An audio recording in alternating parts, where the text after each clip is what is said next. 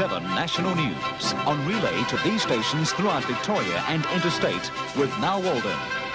Good evening, everyone. Tonight, Norm Gallagher behind bars, a promise of tough new curbs on trade union powers with the return of a Fraser government next month, and today's Moonee Valley race is called off after just 2 events. BLF Federal Secretary Norm Gallagher is tonight spending his first evening in jail at the start of a 3-month prison sentence.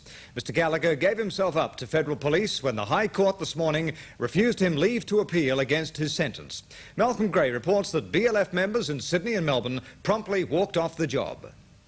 The High Court ruled against granting Gallagher leave to appeal by a majority of 4 to 1. The dissenting judge was Mr Justice Murphy. The High Court decision was brought down in Canberra, and news of the decision immediately relayed to Melbourne. At 10 minutes past 12, the Registrar of the Federal Court handed a warrant for the arrest of Mr Gallagher to a Deputy Sheriff, who immediately passed it to the Federal Police. Mr Gallagher's legal representatives had already notified Federal Police that he was waiting for them. They went to premises in William Street and brought him here to Pentridge to begin serving a 3-month jail sentence for contempt of the Federal Court. The contempt of court occurred on July the 21st last year. On that day, the court had set aside a jail sentence imposed for an earlier contempt of court charge, and members of the media then interviewed Mr Gallagher. In that interview, Mr Gallagher was asked, "What is your reaction or response to the court's decision?"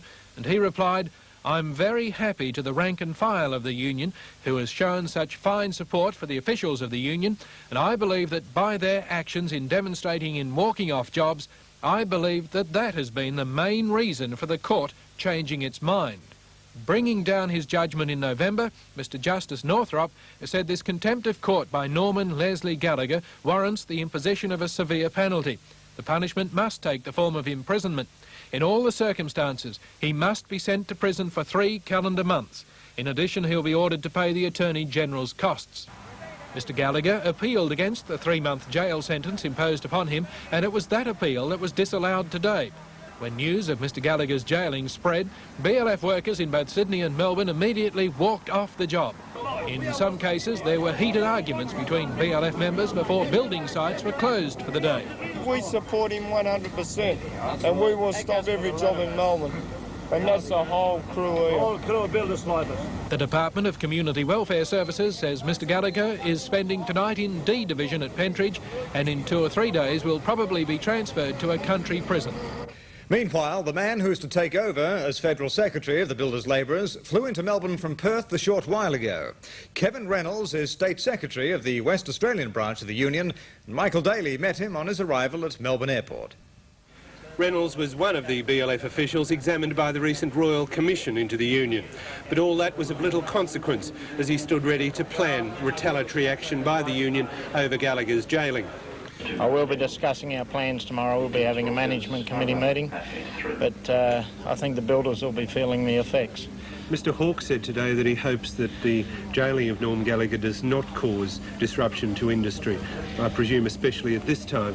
What's your feeling about that? Well, I can understand Mr Hawke's views, but as far as we're concerned, if they put our General Secretary in jail, we'll be taking the appropriate action. Ironically, Reynolds flew from Perth on the same plane as former Industrial Relations Minister Ian Viner, the man who began the proceedings against Gallagher. But Mr Viner told me he and Mr Reynolds had nothing to say to each other. The Prime Minister, Mr Fraser, will unveil tough new curbs on trade union powers when he launches his election manifesto in Melbourne tonight. Mr Fraser's policy is expected to include secret strike ballots in key industries and the power through a referendum to break strikes which deny the public essential services. Mr Fraser is also expected to detail new measures to help the unemployed and industry. The Prime Minister spent the day in Melbourne, as Ken Begg reports. Malcolm Fraser likes talkback radio, especially at election time. It's a relatively easy and effective way to get the message across. But it's not always one way, and it's not always pleasant, as the Prime Minister discovered in Melbourne this morning. And you and Lynch, you gutless wonder. On that note, Mr Prime Minister, thank you for coming to the studio. That was a good selection of calls. Well, we don't... Everyone was a Labor supporter. Industrial relations loom as a major issue in this campaign. Certainly Mr Fraser sees it that way. But he says the jailing today of Builders' Labourers Federal Secretary Norm Gallagher won't be an issue. I think what's happened demonstrates that nobody is above the law. And that's very, very important. Election campaigns are by and large carefully planned media events. This tram ride down Melbourne's Burke Street was ostensibly a chance for the Prime Minister and Mrs Fraser to meet the people. But few people managed to penetrate Mr Fraser's media blockade, and it clearly irritated. Very difficult for people behind you. You're like a Roman legion. Tasmania's Greenies, Australia's growing anti-dam movement, did manage to make themselves heard today. They plan to shadow the Prime Minister throughout this campaign. Mr Fraser's final media event today was a visit to the Malvern Town Hall, where he'll launch the Liberals' policy manifesto tonight, a policy he clearly believes will be an election winner. I think it'll be well received by Australians because it's a very confident document about the future of this country. It's realistic, it's prudent, but at the same time it's very forward-looking. It also shows a considerable degree of concern for Australians who are in difficulty right at this moment. Meanwhile, Australian Democrats leader Don Chipp hit the campaign trail with harsh words for both the Prime Minister and Mr Hawke. He claims the Prime Minister tells lies and the opposition leader needs a minder.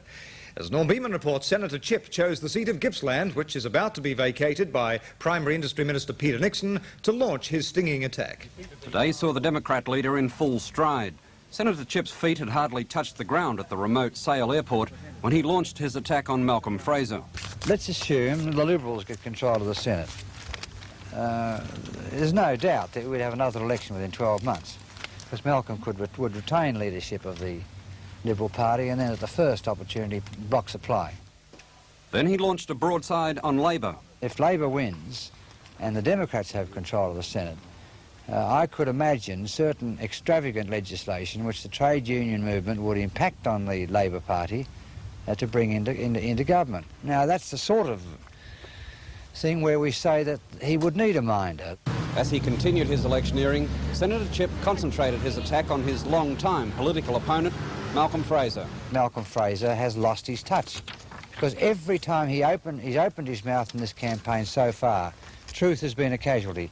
And when a Prime Minister of any country tells lies every day, deliberate, willful, provable, palpable lies, it's a very serious situation.